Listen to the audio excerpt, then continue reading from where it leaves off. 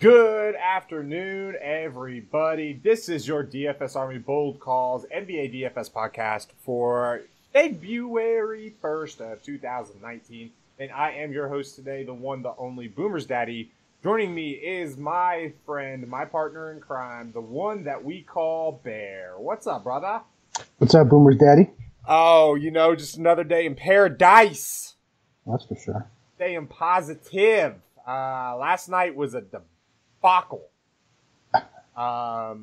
It's not that I fell into a trap, because I don't think that they were a trap at all. But with that said, I ended up locking in Jalen Brunson on both sites. I don't do that very often, but he was cheap enough, gonna get the minutes. I felt pretty confident about it, considering it was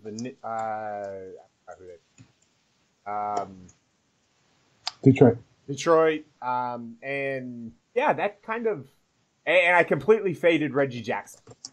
So that's twice now I've faded this guy, when I normally don't just fade just to fade. But that's twice now that I've faded this guy, the same guy, and it's bit me. Yeah. So now I'm all in on the fade train, and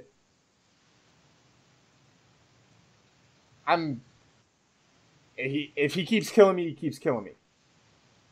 Yeah. So it's just one of those things.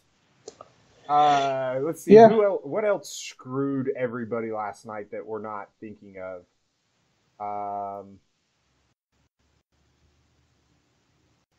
Pulling it up here. Oh, Dwight Powell was a bust. Kyle Lowry. Kyle Lowry. Just so everybody knows, what I'm kind of doing right now is, we give ourselves a lot of credit, and we take a lot of, we like say, oh, this was an amazing call. We absolutely crushed this call, or, all of this stuff. But understand that in our chat rooms, if you're not a VIP member, first off, congratulations, you are today, because it's Freebie Friday. But if you're not a VIP member, understand in our chat rooms, our guys hold us accountable, which isn't a bad thing, as long as they do it in the correct manner. But we don't really do that a lot. We touch on a play here or there, but we don't do that a lot on this show, because we have so much to get to in a limited amount of time. But last night, I loved Kyle Lowry.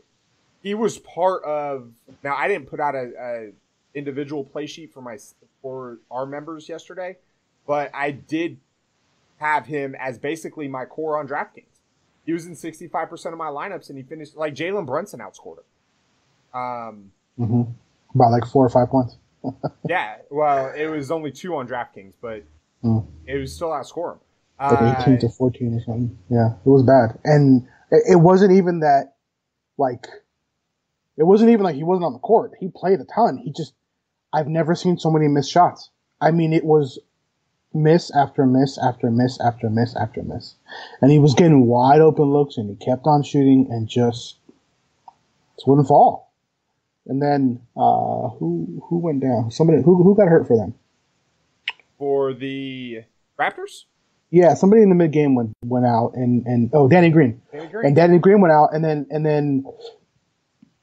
Van Vliet came in to replace him, and then the ball's in Van Vliet's hands when we're both on the court together.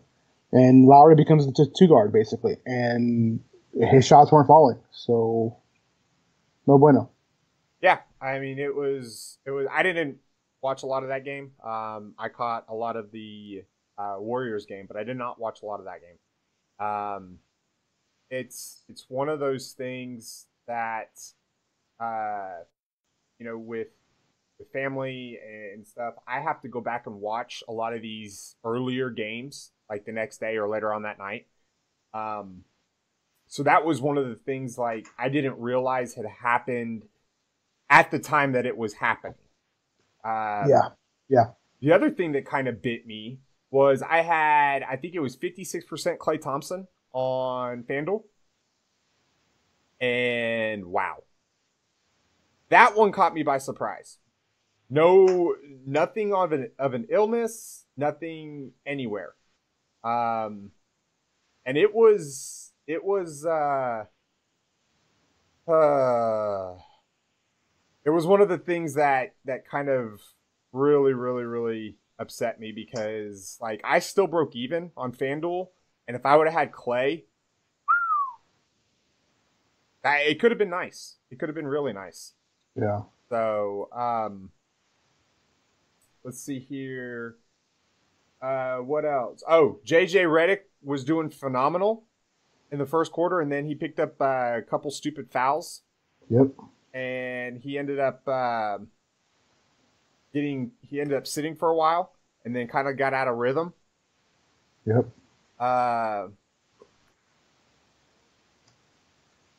The main one was Kyle Lowry, though.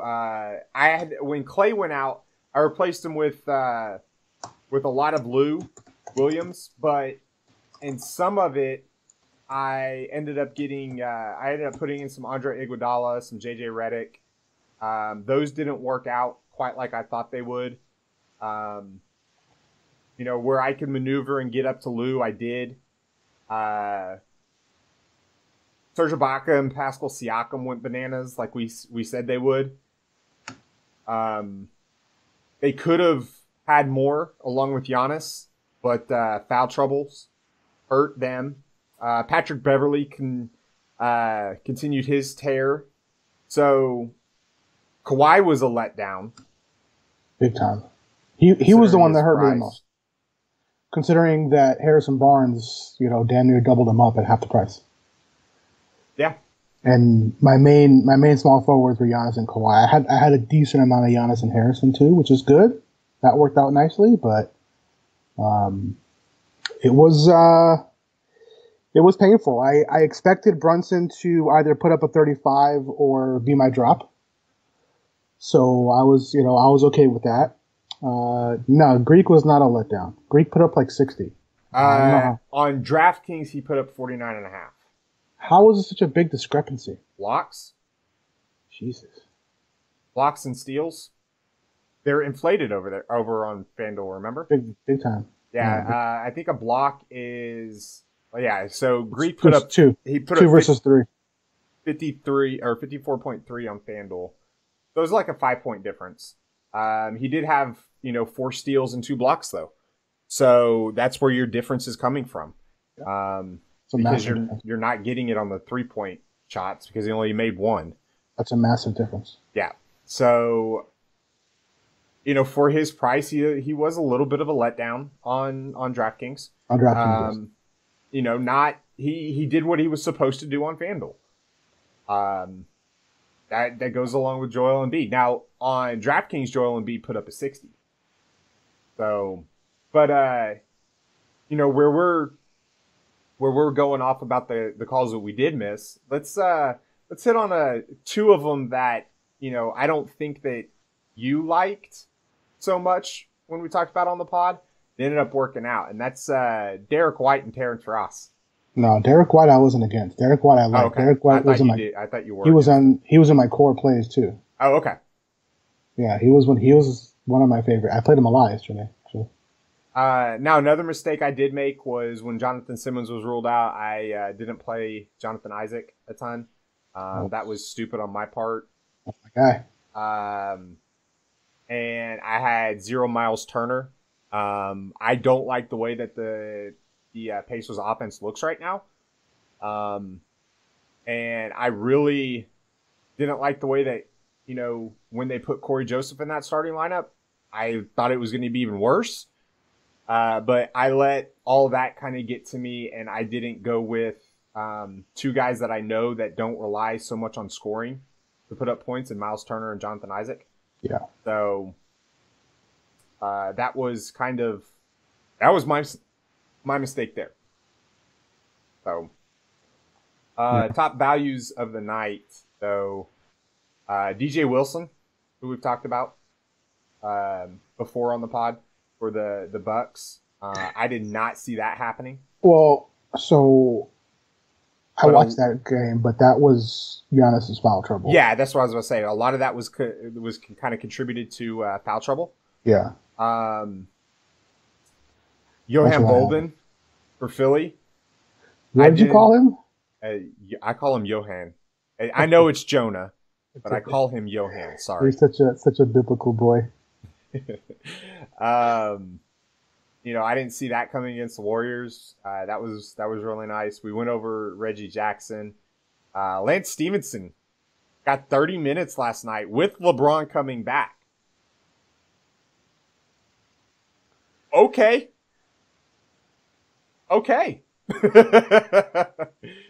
So, yeah. Okay. Well, so, I mean, I could provide a little bit of insight there. Kuzma came back, and Kuzma was like, he basically after the first few minutes of the third quarter, he didn't see the court. So a lot of that was limited, and it wasn't because he was playing poorly. Like, he was hitting his shots. A couple things. Number one, they were certainly being cautious with Kuzma because just a few trade rumors swirling around. And, he's not 100%, so they wanted to make sure they're not going to screw themselves there. Second thing, with LeBron back, Lance is a vet, and he was hitting shots. And, Luke is at the point where, like, notice Tyson Chandler and JaVale McGee played significantly more than Zubac did. Yeah, they're protecting their assets. They're protecting their assets, and they're also making sure that in tight, winnable ball games, the veterans are seeing the floor, right? Which is what they're supposed to do. Right. I mean, the young guys, they're still playing. They're getting out there. They're getting reps.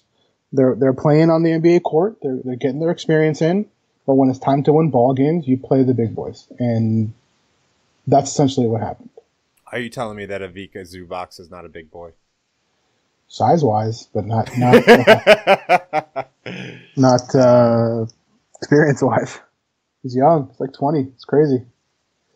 Oh man. Yeah. So it's. Oh man.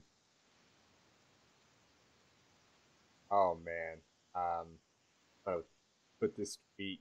We're gonna have to touch on this. All right. When we get to the center position, we're definitely going to be touching on this because somebody's going to be coming out like a man on a mission. Why is Orlando playing? Oh, you see it now? Man. Oh, man. All right. So we got 5 games today. Want to pay the bills a little bit. Guys, you'll notice a new podcast sponsor for today. It's Tiege Hanley. It's basically skincare for men. Been using it now for a couple days. And normally what ends up happening in the winter, because I wear a lot of hats, is my forehead gets really, really, really, really dry. It does not happen anymore now that I've used this. And I don't have to keep applying girly lotion that my wife keeps around the house. So it works out. They've got 3 different levels, and it's a lot of cool stuff. We posted the link in our chat rooms through the Army. We posted the link here. If you guys just want to go click on that, 20% off will get you, if you use the Pro NBA Talks, we'll get you 20% off your first box, and there's 3 different levels that you can do. Guys, your ladies want you to look good for them for Valentine's Day. Okay? I'm just going to throw that out there.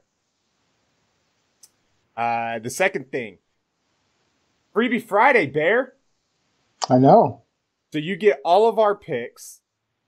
You get our NBA DFS Army research stations, which has the and1 formula in it.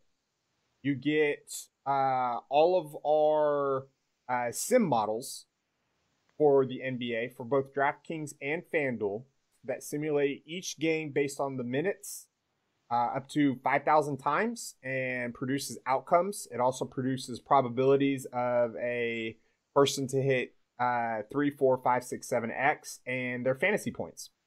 So it's really cool stuff. We give all that away for free on Fridays. Just make sure when you do sign up, unlike last week, a couple of you I know for sure did not use this. But when you do sign up, use the promo code PODCAST. That's PODCAST. That way you can get your 20% off your first month and enjoy this every single day. So, sound good? Sounds good to me. Perfect. Got 5. Get your skin right, boys. Get your skin right. Yeah, I mean, it's important, man. Yes, it is. The wifeys want us to look good. And just if your skin doesn't look good, then sometimes you don't look like a man. Or something like that. So, all right, we got 5 games today. Let's start at the point guard position. It's not really deep. It's not really sexy. There are a couple sexy matchups, but it's pretty cut and dry. Mm-hmm. The one thing we are going to have to watch out for is, and hopefully, your team's in the news. Yeah, I just saw that. We're trading away TLC cash. That luxury tax dollar, man. Clearing the way for the Bulls to waive or trade Carmelo Anthony immediately. He gone. Yeah, he gone. So, anyways, one piece of news that we do have to watch out for on the point guard front is Chris Paul. He is questionable. I would say it's probably leaning more towards doubtful if I had to guess at this moment. We probably will not know before lock. I am hoping that we read this situation right and we don't know before lock so we can have an advantage here. But it is something that we do need to take into consideration anyways. Even if Chris Paul plays and he's announced active, I do not like him. I am not playing him. That leaves a very, very, very short point guard list for me. Okay. I have, without Chris Paul, I have 1, 2, 3, 4, 5, 6, 7 guys I'm even remotely interested in at this moment. If news hits and changes, then it hits and changes. But that's all I'm interested in. Okay, and normally I have at this point in the day, normally I have 10, 15.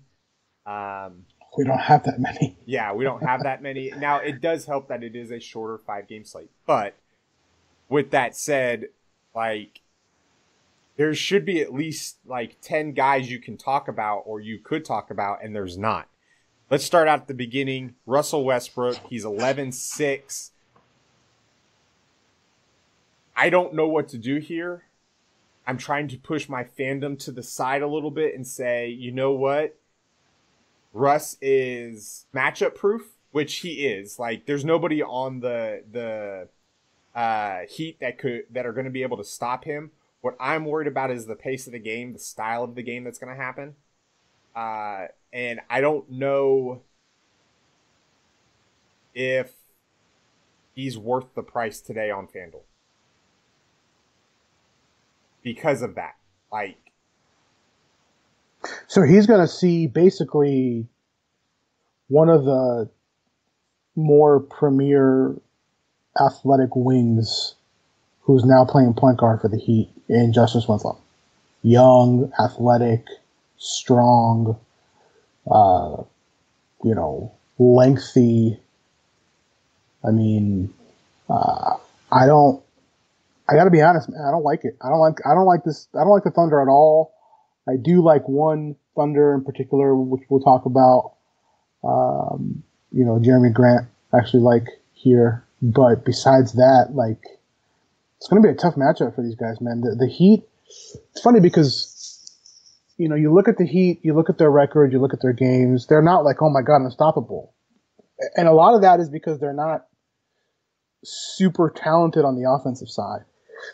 But their defensive schemes makes it really difficult to roster scoring dependent folks, particularly guards.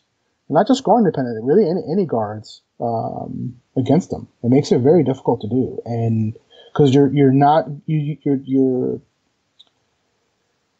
you're having a hard time getting the ceiling from those guys. And most of their games are close.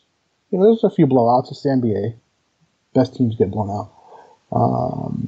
But yeah, I mean, it's tough to do, man. And like Tony here is saying in our chat here, the Bulls beat the crap out of them.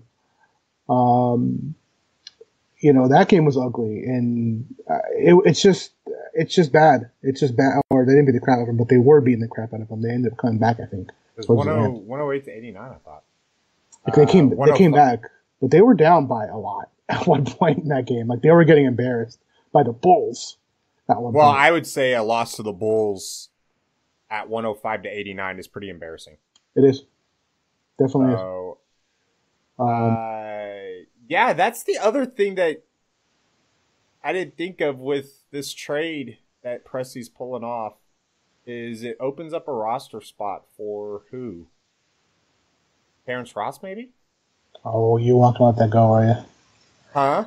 You're not going to let that go, are you? Dude, I want Terrence Ross so bad. Like, I want him as bad as I wanted KCP a couple years ago or Avery Bradley last year.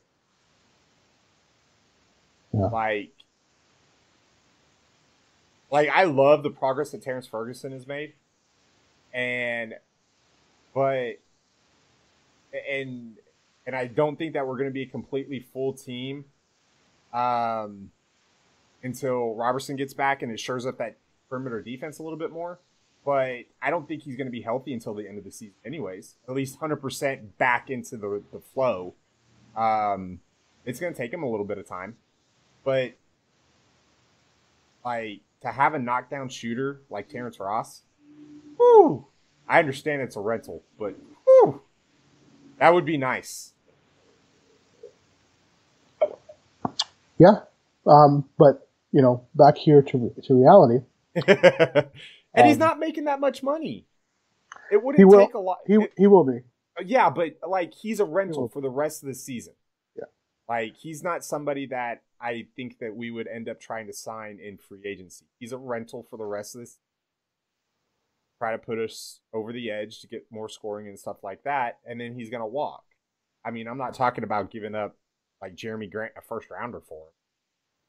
But Patty Pat in a second rounder, I can do that. I don't. So a couple things about point guards today. Sorry. It's okay. So Kyrie's coming back, and I know he's really pricey, particularly on Fanduel where he's 10.5, which is a lot. He's also kind of pricey on Yahoo. I don't think I care. I don't think I do either. Yeah, coming off of, what is it, 2 games that he didn't play? He wants to play in New York. Chicago's waiving Carmelo Anthony. To be expected. He wants to show up in New York. This is Madison Square Garden. Kyrie loves this. This is the spotlight he loves. He's going to take all the shots, and he's going to light up this Knicks team who can't defend and who are basically short on bodies right now after the trade. They've got some guys coming in who aren't, usually when you get traded, the next day, depending on what time of day, but the next day you take your physicals, you got to pass your physicals, and then once you pass your physicals, have a practice, shoot around, whatever, and then you're able to play. So the new guys for the Knicks aren't playing yet. Dennis Smith Jr. is not playing. Wesley Matthews is not playing. DeAndre Jordan's not playing. Will they play at all? Who knows? But let's see. So, and even if they do play, I don't foresee them playing significant minutes anyways. Well, it's already been announced that they're not making their debut today. Oh, okay. Will that change? I don't know. But as of right now, they said no. Wade probable, Adams, and T for questionable. That's not new. We might have some more chalk, but we'll see. So, at some point here, we have to just kind of roster Kyrie and move on. Now, the big thing here is obviously Chris Paul is a big deal, not because we want to play Chris Paul, but because what it does for Harden, which we'll cover here in a minute. but there's two guys that are being discussed right now on being traded for each other. And the first one, and that is Rubio and Conley. So and both are questionable. What? Not a surprise. I missed that one. You must have. Yeah, I missed that one altogether. Yeah. Wow. So I like the deal for Utah, I think. I don't know if I like it for Memphis. It's great for Utah. It's great for Utah. So anyways, okay, so we're going to have to watch out that. That game is actually the first game of the night, so we'll at least know going into lock if that's going to go down tonight or not. If you start to hear a little bit more chatter, and we'll keep everybody kind of known about what this means though for DFS. Let's say they're out, like Shelvin Mack, massive bump. Oh yeah. I know they also have Javon, whatever his name is, Javon Carter, who's been the backup. But those guys are both probably going to split minutes, and I prefer Mack because he can actually score, and Kemba can't play defense. So, and so you've got that, and then it also means we basically, if Chris Paul and Rubio are out, you've got your two shooting guards locked. I don't want to hear about any other ones. I mean, it's Harden and Mitchell. Like, move on. If their point guards are missing, they become the point guards. So, but we'll have to keep an eye on it. Yeah, I think it's a little bit more of a question on FanDuel just because there's not a lot of intriguing drop score options today, and I do like Kyle Korver because he's min price going up against Atlanta. Yeah.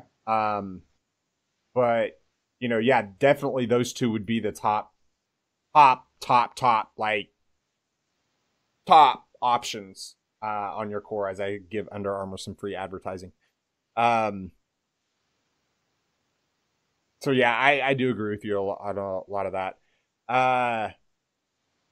If Rubio is okay, so here's a situation for you.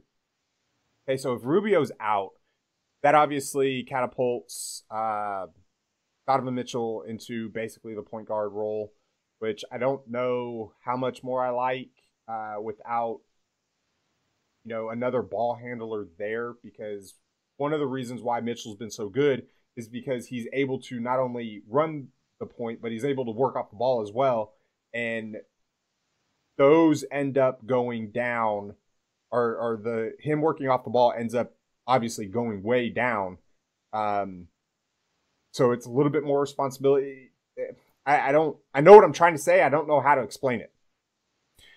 So I'll try to think of better words later on for our people in chat.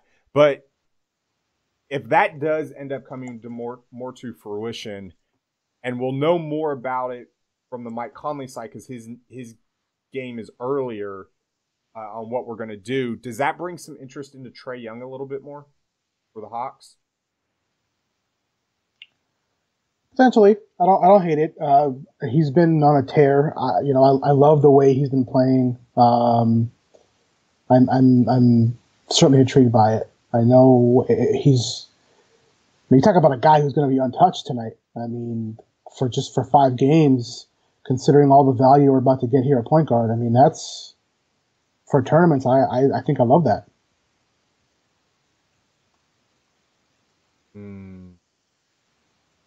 Yeah, it's he's one of the only Hawks I can really trust on a consistent basis, because obviously they've got the most invested in him, and he's probably the one guy that they're not going to trade if they do end up making any moves. But 31 minutes, he's pricey. I'm not going to deny that he's pricey on FanDuel, but on DraftKings, he's only 7K compared to the 73, and you get the 3-point bonus, which he can end up doing. It's more feasible over there. So, all right, let's talk about Kadeem Allen. Okay, you start. Well, how to put this lightly. He's got something to prove, and he understands that this might be his last shot. And especially with all the guards coming in this trade, he's fighting for a roster spot. And playing time. He's 3,500 on FanDuel. He is 3,300 on DraftKings. He's going to be in a lot of my lineups tonight. I will not be pairing him and Kyle Korver together because I don't think on FanDuel, because I don't think you need to. There's enough out there to where you don't have to take 2 min-price guys, and there's not a ton of studs to where you have to pay for them. Now, I guess if you wanted to go that route, you wanted to play Russell and Harden, then you could do so. But I just don't like the idea of having a Nick compete for a drop score because I don't know which Nick is going to be. I mean, it could be Alonzo Trier tonight. It could be Damian Dotson. We still don't know the status of Luke Cornett. I love the idea of a guy that has something to prove being min price, but the problem with it is with everything that is going on. It's really, really, really hard to kind of think about not having him in a significant amount of my lineups tonight at this price. Yeah, I don't see why you wouldn't. I mean, you're talking about, like you said, a minimum price guy who's got a ton to prove, who's going to play a ton of minutes right now. Probably against Kyrie Irving, who's going to want to really get up and down the court. So you're going to see a fast-paced game. You're going to see a lot of points being scored. You're going to see a lot of defense on other parts of the court, just not where he's playing. So, I mean, I like it. So just to give you an idea of exactly – now, the one thing I am a little bit worried about is the foul trouble. Like, he had 4 fouls in 17 minutes. Yeah. But he was all over the place, man. Like, he came in for Trey Burke and just completely out-hustled him. He took over, yeah. Yeah. He only had 6 points, but in that 17 minutes, he had 6 points, 2 rebounds, 3 assists, a steal. Only took 2 shot attempts, but he also had 4 free throw attempts and 4 personal fouls. So, yeah, kind of does a little bit of everything. I like this. Like, he's not going to be a secret. So don't think that he will. We saved $7.3 million and created a $1.5 million trade exception. Sorry, wow. And we have a $10.8 million. Oh my God, Presty, you better get to work, brother. So yeah, Kadeem Allen. Right now, he's the best value on the slate at the point guard position. He might be the best value on the slate right now, period.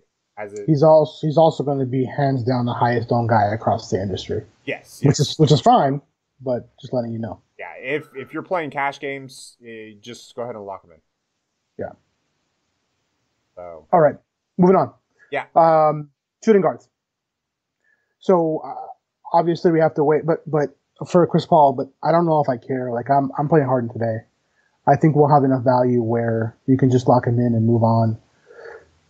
I'm talking, cash games. I'm talking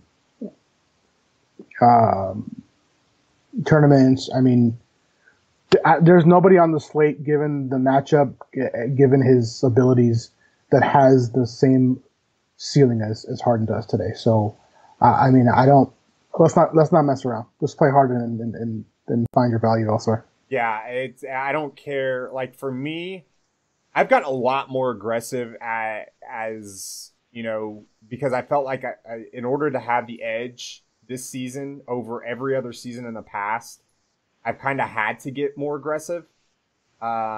Instead of like backing my plays and being like, okay, I like this guy 70%. If I love a guy and I think that there's an advantage, I'm going to lock him in. It was one thing I learned from Kevin. He said, don't play timid. There's one thing you talked me into it on a lot of occasions as well. I don't care if we know or not, and this is what I said about having the advantage, and hopefully we read it right. I'm locking in Harden tonight, like especially, and there's twofold to this.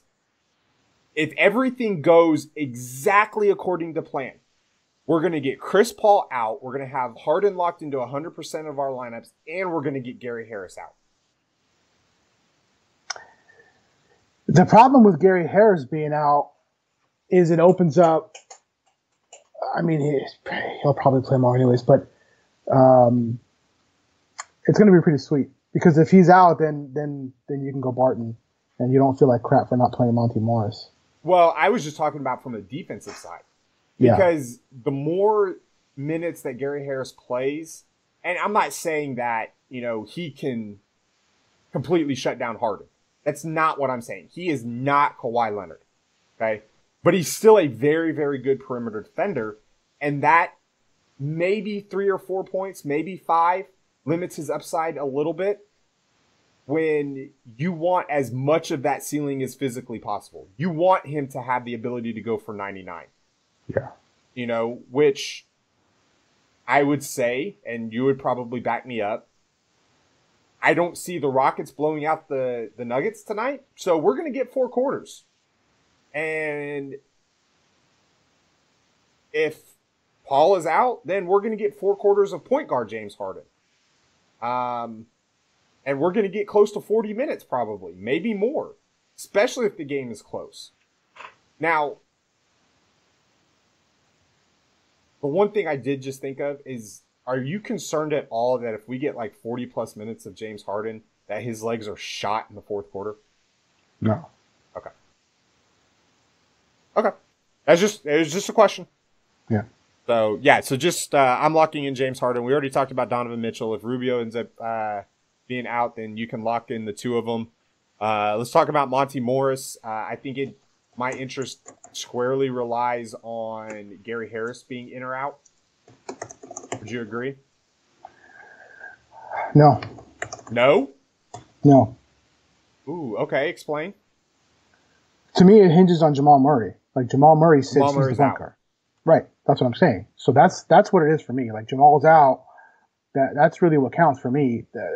So, I mean, they're going to need as many wing players to match up with Houston as they can handle. Jokic already is going to dominate this game. We know that. There's 2. So Harris being out will certainly give him a bump, yes. But he's playing 35 minutes no matter what. He's facilitating, he's scoring, he's the point guard. He's an actual point guard, unlike Jamal Murray. No, we've said that all season long, and I agree with you 100% on that one. Yeah. So to me, sure, the bump is there without Gary, but it doesn't. I'm still playing him. Here's where I'm coming from on that, and then you can tell me how off base I am on this. Okay, Gary Harris is a very, very good ball handler. Will Barton is, contrary to some of the people in chat from the other night when Gary Harris or Will Barton sucked, he's a very good ball handler. Like, Nikola Jokic can run the offense through him, as we saw 2 nights ago. Yeah. The problem I have is that if Monty Morris isn't handling the ball more, if Gary Harris is out, he's going to handle the ball more. True? Mm-hmm. If that doesn't happen, then I feel like with the ownership that he could see after absolutely exploding the other night, you might have some leverage there on the fade if Gary Harris is in. Sure. If his ownership is still going to be up there. Now, it's all going to be based on what we think is going to happen, and we're going to have to watch throughout the day. But, like, that's where I'm kind of coming from, is more of a game theory standpoint. Can he still be a good play? Yes. Understood. But do I think that he has the 40-point upside like he did the other night with Gary Harris out? Well, Gary Harris played. Well, Gary, he was also he limited. Right.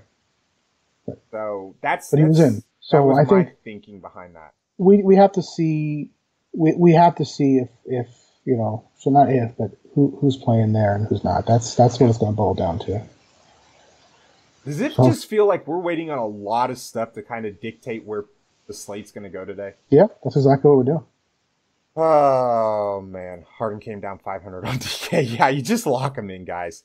I don't care what site it's on. It could be on mom and pop site that isn't even backed by anything, and you're going to lock him in. I have to agree with you on that one. Any interest in Alonzo Trier? I knew we were going to talk about them. Well, and this is like, and the reason I bring him up is because he's only a $500 difference on FanDuel, and I think that's where my pivot would be. Now, on DK, it's a little bit tougher because Alonzo Trier is actually more expensive than Monty Morris. Alonzo Trier is $5,400 on DK. Yeah, I understand. So it's a lot harder to do it over there. But I like the pivot, barring the Gary Harris news on FanDuel. But I don't feel safe about it at all, by the way.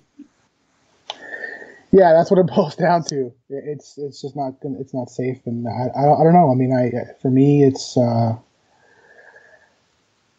that entire team. I mean, he's cheap, yes, but that entire team is difficult for me to trust. I mean, bottom line is someone's going to have to play, right? We know that. Just don't know who, where, what. I just don't know. So we'll have to wait and find out, but it's going to be tough. Is it safe to say that we felt a lot more confident in the Dallas situation last night than we do in the Knicks today? Well, you can't compare those two players, right? No, not excuse me, not players, coaches. Well, yeah, exactly. But like we also think that the players that the Mavericks were throwing in last night they're a lot better, like talent wise too. No question, no comparison for sure. I wouldn't be surprised though. And this is just because of the way that DFS works. I wouldn't be surprised if all of these Knick guards outscore all the value from the Mavericks last night. I can see it. I certainly can. Especially considering the fact that,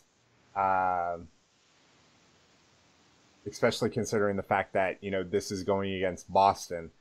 And guys, we don't talk about playing guards against the Celtics often, but when they're cheap and they're going to get minutes, I mean, you have to at least look at them.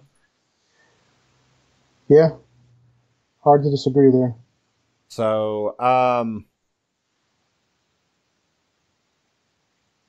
man, I don't know. Dwayne Wade resurgence tonight after being named a special All-Star team All-Star game participant. I'm not sold.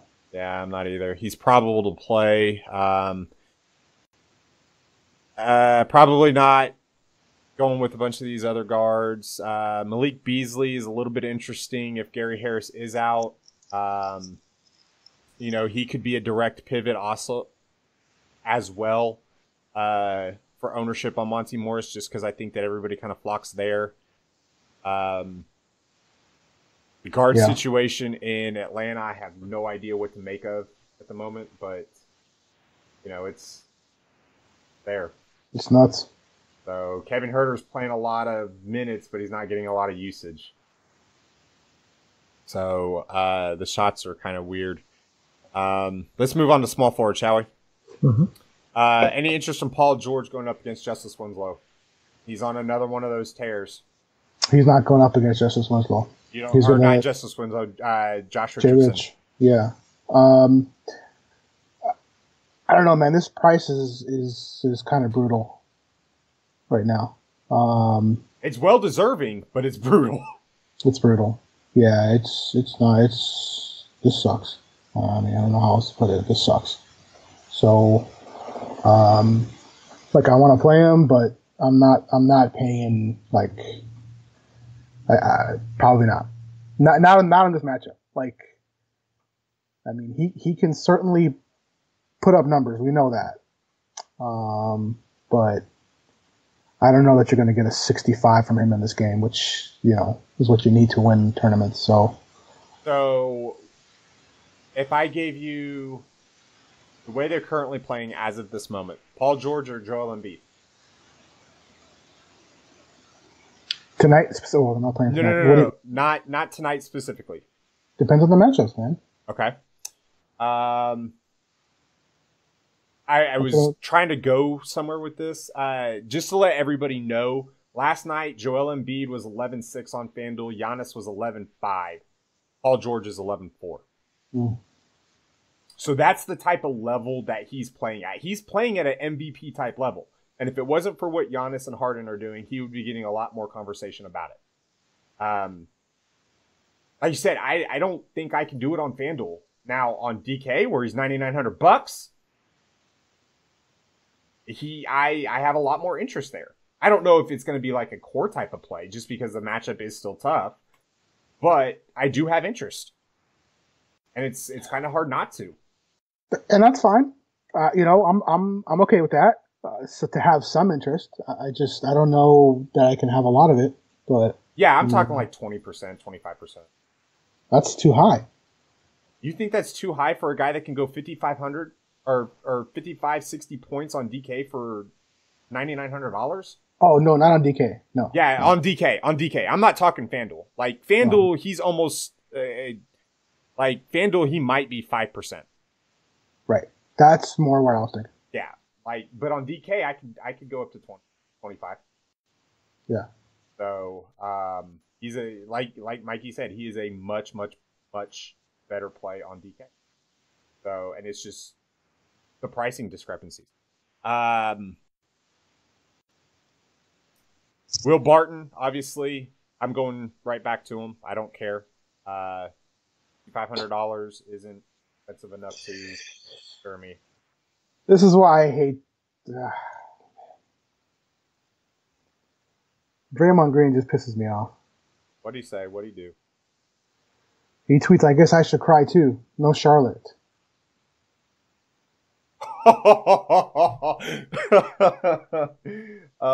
Yeah, but see, here's the thing. I think that's a troll with a Western Conference foe, and we haven't got to that yet, but we will. But I see where he's going at it, but he also realizes and knows that he doesn't deserve it. But I see what he's doing. That's a Joel Embiid type of troll from Draymond. That's what it is. And love him or hate him, man, you got to respect the fact that he, as the kids say nowadays, he keeps it 100. Okay, a couple things. First of all, it's not 100. It's the whitest shit I ever heard in my life. If you're gonna, it is. I'm from Oklahoma. I'm white. I'm Irish. Then don't use the term. Okay, if you're gonna keep 100, not just say keep it a buck. Then just to make it easier. If you don't want to say 100, cool. Just say we keep it a buck. That's fine. Oh man. Anyways, gosh, I don't. That was too funny. So yes, Will Barton. It's 100. It's 100. 100. But I keep it at 100. Just say keep it real. Just say keep it a buck. This is Keith Be Real, keeping it real. You remember those skits?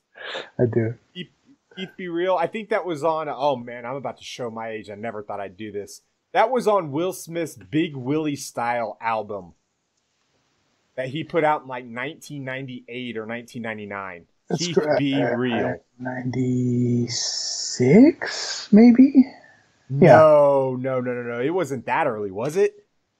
Let me take a look.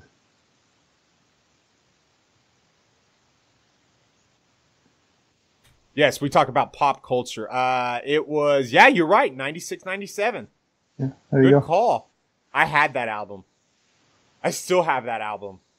Yeah. Yeah, I've got all my CDs when I was a kid in CD case still. Now I haven't used them in God, forever, but I Yeah. do have it.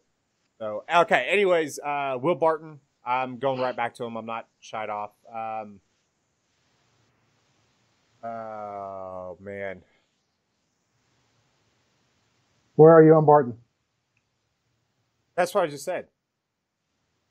I'm going right back to him. Right, but how much? Okay, so I have 50 lineups on Fanduel tonight.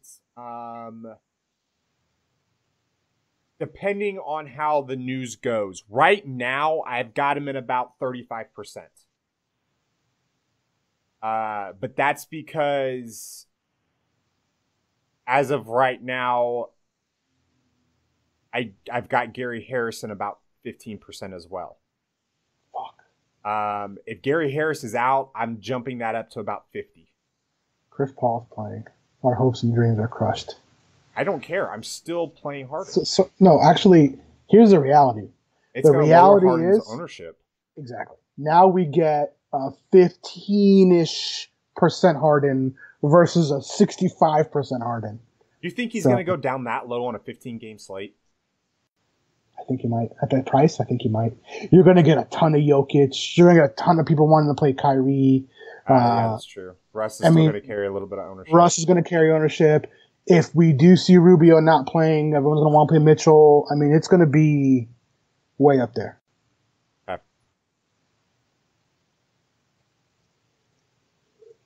So we're saying about 30 minutes for Chris Paul. This actually helps me a little bit with my Harden scare about playing 40 minutes and legs getting tired, because now they can keep Paul on the court a little bit and give Harden a little bit more breathers.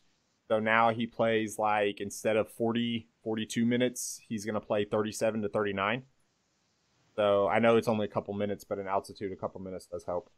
Where are you on Gary Harris? Or not Gary Harris, sorry. Mario Hezonja. I actually like it. Okay. I think he's explosive. I think he's been dying to get out there on the court. I think he's a much better player than he's been given credit for. Yeah, this is a former top 10 pick, guys. Yeah, he's a significant ball player. He's not a scrub. Make no mistake about it. He's not a scrub. For his next contract. Yeah. He's playing for a team that's going to give him a shot. So whether that be with the Knicks or whoever, he's playing for, like, I don't want to say his NBA life, because I think he's going to have a couple more shots than Kadeem Allen. Kadeem Allen is playing for his NBA life. So yeah, I do like it. I like him better than a lot better than Alonzo Trier. Now, if Luke Cornett comes back, are you still as excited? Does it make a difference? Okay. No, not really. I mean, the reality of it is that Cornette coming back. First of all, we have to see if he is. But if he is, assuming I think he's probable. So assuming that he is, we need to consider that it's his first game back, and first game back coming off injury, those guys don't play big minutes. So the minutes are still up for grabs. Plus they're down, where they have like 8 healthy bodies or something left. I think they're going to be at 9 tonight. I mean, he's going to play. If they call up one of their two-way guys. He's going to play. So, yeah. They've Kadeem Allen's already one of their two-way guys. They've got another one that they could call up. I just don't know where their G League team is. Kevin Knox. I mean, okay, so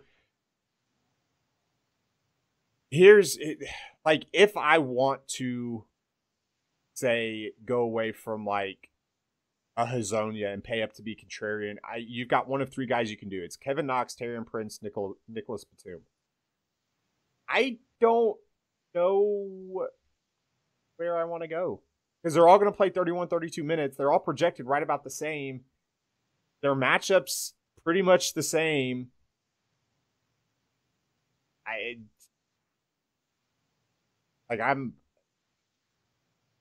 don't know. I don't know what to do there.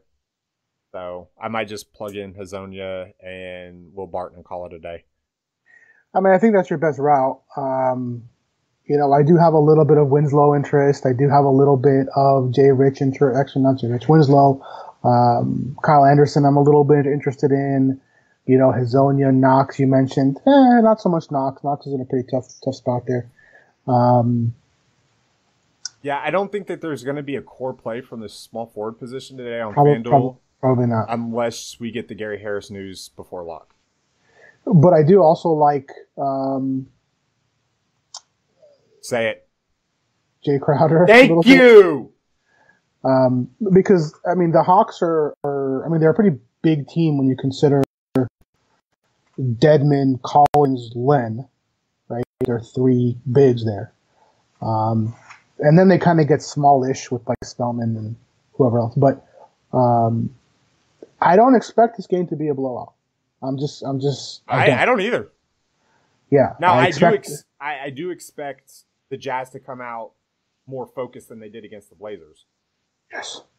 But I don't expect it to be a blowout.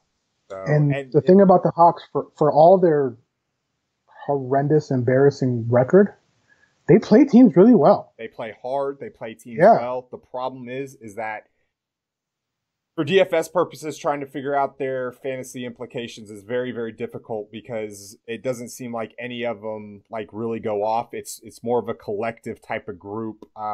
It's what the Boston Celtics were a couple years ago. Like none of them were going off, but they were all contributing. And like every once in a while, one of them would go off. Remember that? Yeah. So, all right, let's move on to power forwards. We got about 15 minutes left here. Kenneth Faried, the Manimal, going back into Denver. Do you think there's any ill will here? Any bad blood? Really? Now it's not against. It was Mike Malone. It was also George Karl. Mm-hmm. But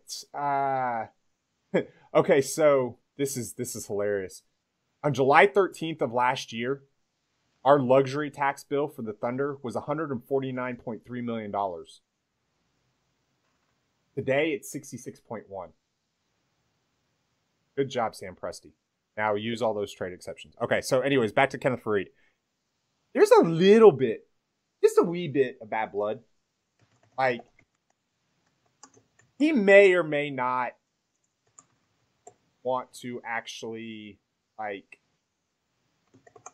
drop a bomb on the Pepsi Center and just, like, do the Terrell Owens thing in the middle of the Star and Cowboy Stadium and just be like, ah!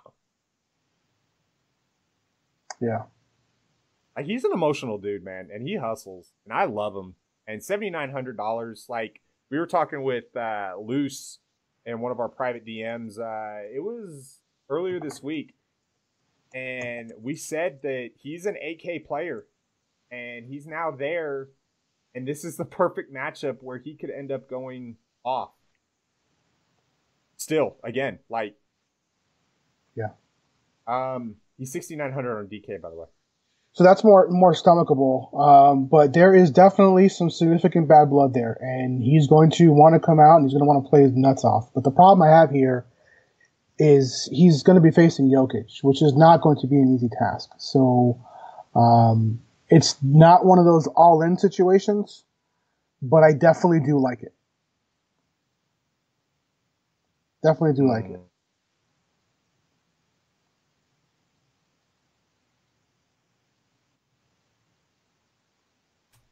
I'm not even going to give you the time of day, brother. Okay, so yeah, the matchup with Jokic is a little concerning, especially considering the foul trouble. I don't think he's a core on FanDuel, but he's definitely approaching the higher end of the exposure on DK. He's expensive. So, what about John Collins? He's 7,200 going up against Utah.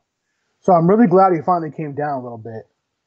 That's the good part. The bad part is he's not in a very good matchup for bigs. He's going to see a lot of Derek Favors, though. Well, here's the thing.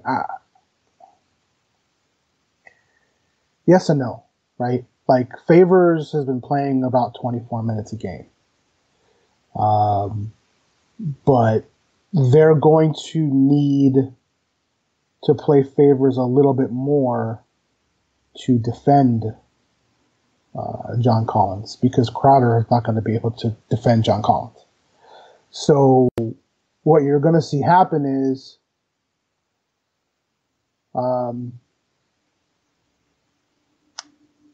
you're going to see.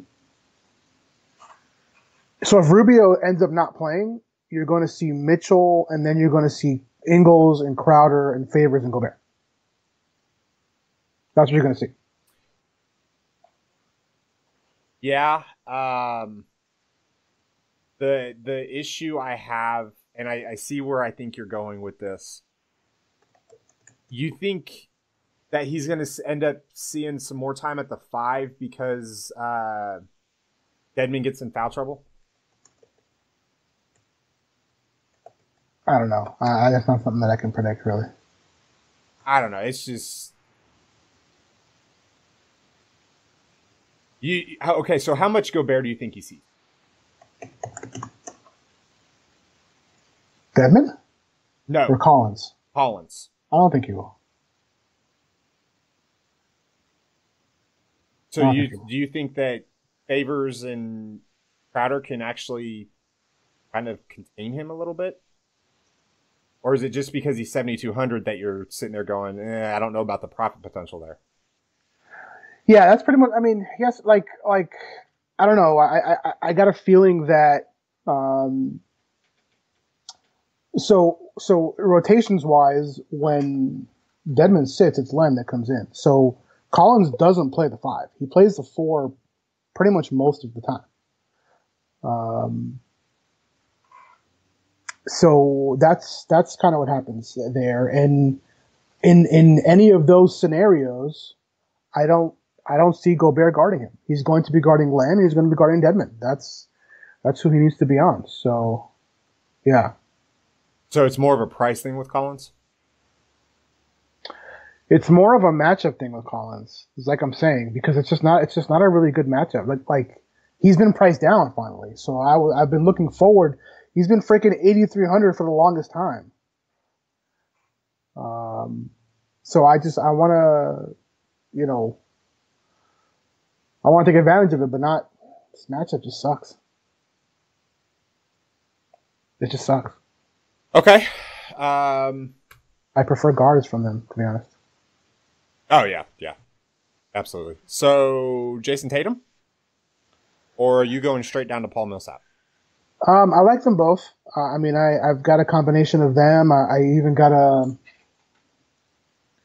a decent amount of Jeremy Grant, because I think he's going to be heavily relied on today, given that it's probably the softest matchup, mainly because Spoelstra doesn't play James Johnson as much as he should. And so that would concern me defensively, but he plays like 18 minutes, so you won't see that much of Grant. But so that I'm looking at. I mean, there's all kinds of things I'm considering here. At the power forward, there's a lot of options here that I'm okay with. I think if you want to play Paul Millsap, it's fine. I don't know that I would play him along with Jokic. You can. I don't know that I would. I think between Millsap and Jokic, Millsap has the worst matchup, because if it's one thing that PJ Tucker does well is defend. So, I don't like to attack him with other small power forwards, particularly perimeter ball handling forwards like Paul Millsap is. Whereas like a John Collins is the polar opposite. Like that I wouldn't mind attacking, no problem. So in between them, I kind of like Grant more from a matchup perspective. Yeah, I do like Jeremy Grant. I'm a little worried that he's going to see a lot more of the James Johnson kind of bullying. But he's been shooting well. He still provides he's still like, okay, so one of the things I look at when looking at teams that are really good defensively efficient is tip balls, because tip passes because tip passes lead to steals, and steals create fantasy points. Obviously, there's a correlation there. And Jeremy Grant's one of the league leaders at the position, at the power forward position, in tip passes. I don't know with James Johnson being in how much opportunity he's going to get. I think if they run out Kelly Olynyk, he's going to have a lot more opportunity. Yeah, and that's where I'm going. And I'm looking here. I'm looking here at the Miami situation as a whole, right? And the first thing that I noticed was a really shocking statement by Spoelstra. And that statement was, I don't know that I'm making the right decisions with our rotation. Yeah, he said that like 5 minutes before lock 2 nights ago, and it like me and you looked at each other and were like, great. And then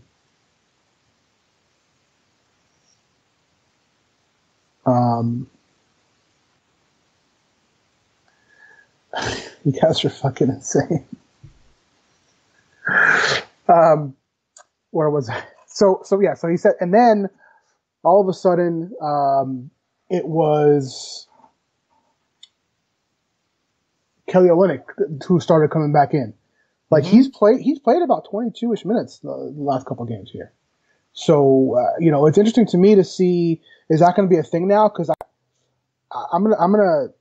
I mean, it's Freebie Friday anyway, so I can say this, but I was gonna make him my sneaky play today, Kelly Olynyk, because I think people don't realize that he's back in the rotation again.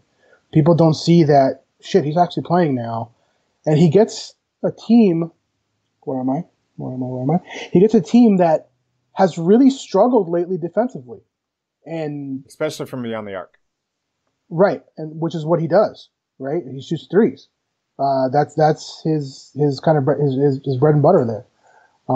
So I'm taking a few Olynyk shots in tournaments tonight, and I think it's very much merited. Yeah, I would. He's a guy that I didn't even think of. Not that I didn't know that he wasn't back in the rotation, but like it didn't even like register with me. And it had nothing to do with the fact that I just kind of overlooked it. Yeah. So it's just one of those things. I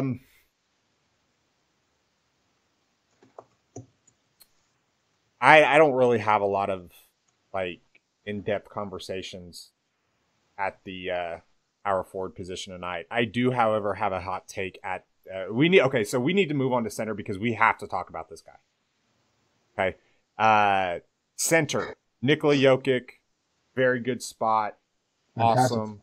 Fantastic. Yeah. He's going to be highly owned. Yes. Chalk yes. of the night. Yes. As far as probably your top tier priced guys, cash center, just go ahead, lock them in, go from there. There was a tweet about an hour ago from the Jazz beat writers, and let me pull this up just so we know.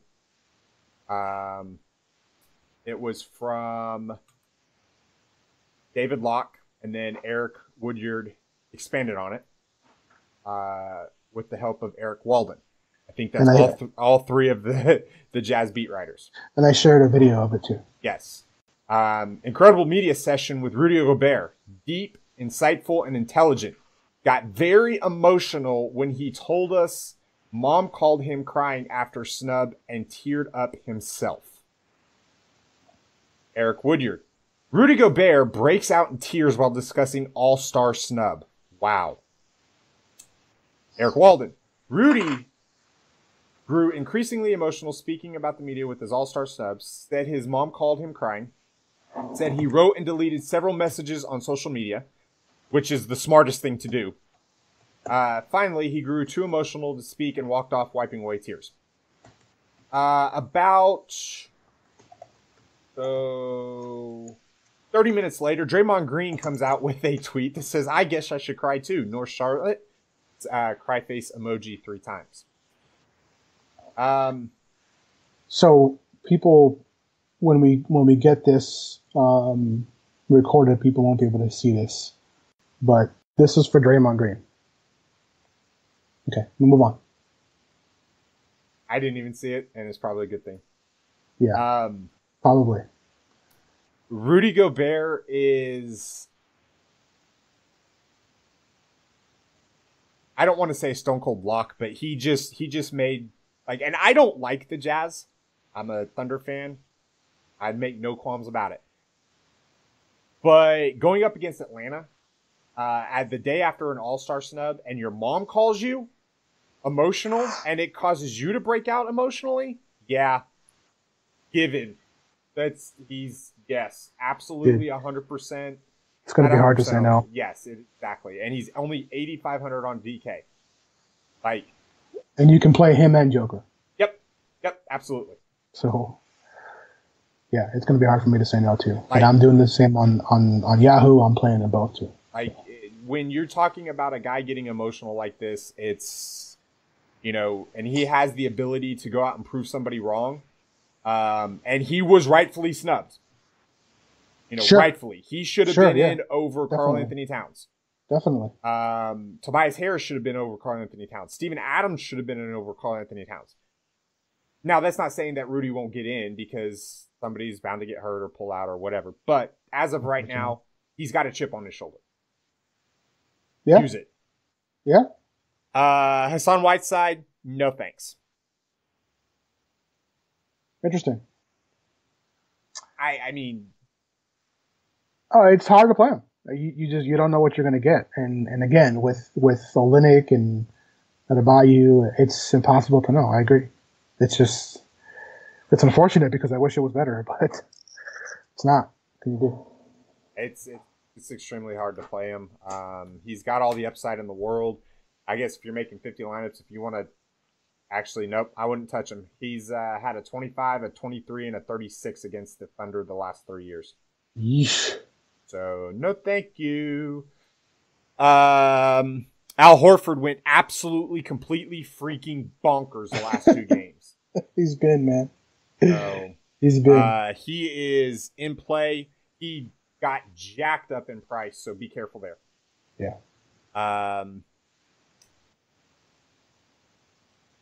I don't know. We're gonna have to watch Steven Adams. If Steven Adams is out, then yes, you can play Nerlens Noel again. It's simple. The problem is on FanDuel now you're passing up Jokic and Rudy, and that's really hard. But I do have a little bit of tournament interest on Mason Plumlee on DK where I can play him at power forward. I can play him at power forward still, right? They didn't move the chairs on. Yep, I can still play him at power forward. So yeah. Okay.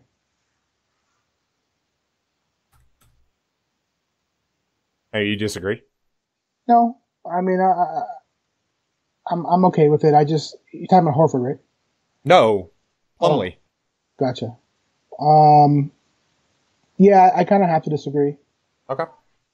Just because, I mean, if you're playing him on FanDuel as a drop score, you can, but that means you're giving up Jokic and Gobert. Yeah. This was only on DK where I could play him as a power forward. Right, but even then, you're looking at, what the hell? You're looking at, like, unless something happens to Jokic and or Plumlee, or excuse me, Millsap, I mean, you're really going to get roughly 20 minutes, and that's at best. That's what I've got him projected at. So I don't know. I've got some interest there. So I'm not talking like a lot, but I can play Plumlee, Jokic, Fareed, and Gobert all in the same lineup. Yeah. So that's what the eligibility helps. So, all right, guys. This was a fun, energetic podcast today. Yeah. So, guys, it's Freebie Friday, so let's make sure that we have some fun today. We're gonna have a good day. 5 games, lighter Friday schedule because we have a huge slate tomorrow, and we will try to figure out what's going on tomorrow. So no podcast tomorrow, but we will try to figure out something cool to bring you. Any final words? No, not for me. Awesome. For myself, for Bear, for the DFS Army, we gone.